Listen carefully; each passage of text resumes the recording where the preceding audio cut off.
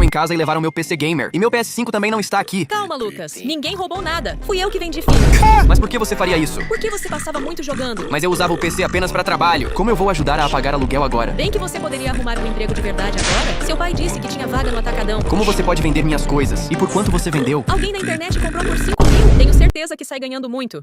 Só o valor da placa de vídeo daquele PC que tava o valor da casa. E como eu ia saber? E bem, se você comprou uma vez, consegue comprar de novo. Ei, Lucas. Agora não, Júlia! Eu estou tentando resolver algo muito importante. Então você não quer saber o que eu acabei de comprar na internet?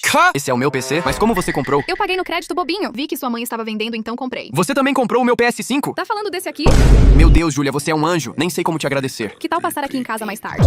Vou ficar esperando. Só vai ter uma prima dessas quem deixar o like e comentar. Qual foi do bagulho? Beleza, Júlia. Já eu chego aí. Lucas, eu caí em um golpe. Todo o dinheiro que eu ganhei sumiu. Isso não é problema meu. E eu acabei de comprar esse apartamento. Então é melhor procurar um novo lugar pra morar. Ouvi dizer que tem vaga no Atacadão. Não!